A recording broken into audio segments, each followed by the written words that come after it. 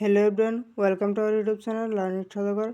আজি আমি ফেব্ৰুৱাৰী মাহত অনুষ্ঠিত হ'ব লগা অসম পুলিচৰ লিখিত পৰীক্ষাৰ বাবে কিছুমান কুৱেশ্যন এনচাৰ আলোচনা কৰিম। যিকেইটা কুৱেশ্যন ABUB এক্সামৰ বাবে ইম্পৰ্টেণ্ট হয়। ইয়াৰ উপৰি অসম চৰকাৰৰ ফালৰ পৰা অহা সকলো কম্পিটিটিভ এক্সামৰ বাবেও অতি গুৰুত্বপূৰ্ণ। সেয়ে সকলোৱে এই কুৱেশ্যন এনচাৰসমূহ গুৰুত্ব সহকাৰে শিকিবলৈ যত্ন কৰিবা। আহা আমি ভিডিঅ'টো আৰম্ভ কৰোঁ। আজি আমাৰ শিকিবলগীয়া প্ৰথম কুৱেশ্যনটো হৈছে which Assamese poet is often referred to as Rashtrapita. এই প্ৰশ্নটোত সুধিছে কোনজন অসমীয়া কবিক ৰাষ্ট্ৰপিতা বুলি কোৱা হয়।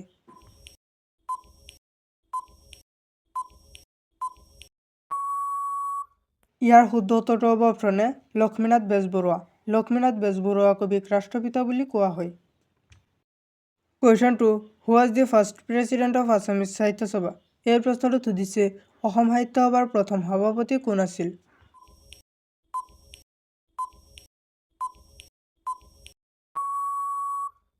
ইয়াৰ শুদ্ধ উত্তৰটো হ'ব অপশ্যন ডি পদ্মনাথ গোহাঁই বৰুৱা। অসম সাহিত্য সভাৰ প্ৰথম সভাপতি আছিল Padmanath Gohain Baruah. Question 3 what was the Ahom name of Swargadeo Rudrasingha.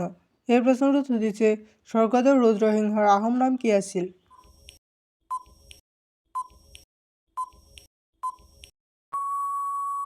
ইয়াৰ শুদ্ধ উত্তৰটো হ'ব অপশ্যন চি চুখ্ৰামফা। স্বৰ্গদেউ ৰুদ্ৰসিংহৰ আহোম নাম আছিল Sukhrungpha. Question 4 the Ahom kingdom was founded by which ruler. এই প্ৰশ্নটোত সুধিছে আহোম ৰাজ্য কোন শাসকে প্ৰতিষ্ঠা কৰিছিল।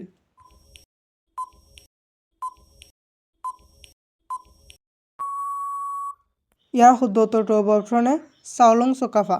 আহোম ৰাজ্য চাওলুং চুকাফাই প্ৰতিষ্ঠা কৰিছিল। Question 5 who was the first women president of Assam সাহিত্য সভা। এই প্ৰশ্নটোত সুধিছে অসম সাহিত্য সভাৰ প্ৰথম মহিলা সভানেত্ৰী কোন আছিল।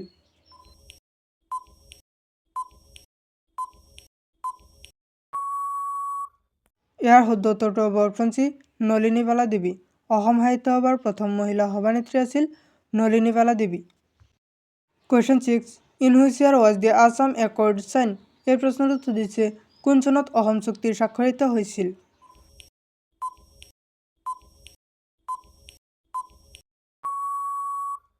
ইয়াৰ শুদ্ধ উত্তৰটো হ'ব অপশ্যন বি 1985 চনত। 1985 চনত অসম চুক্তিৰ স্বাক্ষৰিত হৈছিল। Question 7 who is known as the architect of modern Assam. এই প্ৰশ্নটোত সুধিছে আধুনিক অসমৰ স্থপতি বুলি কাক জনা যায়।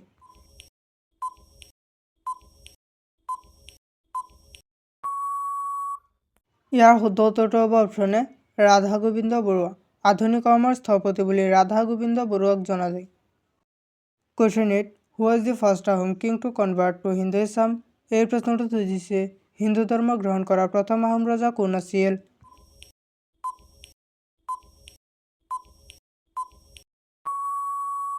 ইয়াৰ শুদ্ধ উত্তৰটো হ'ব অপশ্যন ডি জয়দেৱ সিংহ।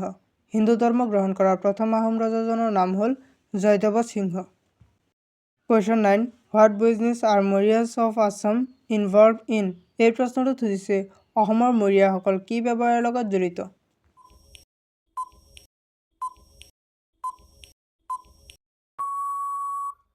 ইয়াৰ শুদ্ধ উত্তৰটো হ'ব অপশ্যন বি কাঁহৰ বাচন।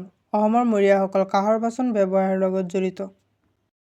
কুৱেশ্যন 10 হু ৰোড দি বুক হস্তি বিদ্যাৰ্ণৱ। এই প্ৰশ্নটোত সুধিছে হস্তি বিদ্যাৰ্ণৱ পুথিখন কোনে ৰচনা কৰে।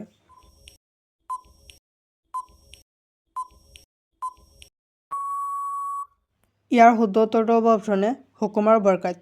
হস্তি বিদ্যাৰ্ণৱ পুথিখন সুকুমাৰ বৰকাইতে ৰচনা কৰে। Question 11 in which year was Kanaklata martyred. এই প্ৰশ্নটোত সুধিছে কোন চনত কনকলতা শ্বহীদ হৈছিল।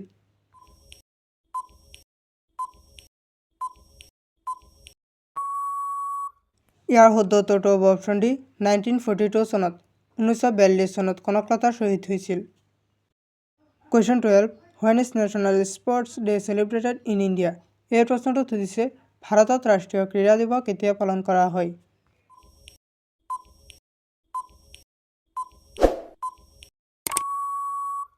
ইয়াৰ শুদ্ধ উত্তৰটো হ'ব অপশ্যন বি 29 আগষ্ট।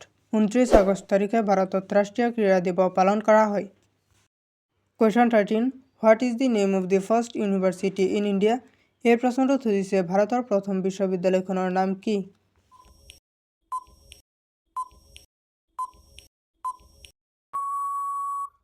ইয়াৰ শুদ্ধ উত্তৰটো হ'ব অপশ্যন চি নালন্দা বিশ্ববিদ্যালয়।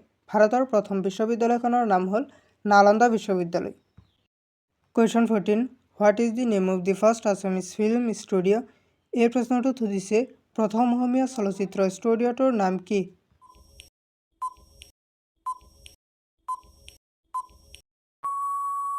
ইয়াৰ শুদ্ধ উত্তৰটো হ'ব অপশ্যন এ চিত্ৰবন। প্ৰথম অসমীয়া চলচ্চিত্ৰ ষ্টুডিঅ'টোৰ নাম হ'ল Chitraban studio'. Question 15 which Assamese festival celebrates the harvest season? এই প্ৰশ্নটোত সুধিছে কোনটো অসমীয়া উৎসৱত শস্য চপোৱা বতৰ উদযাপন কৰা হয়?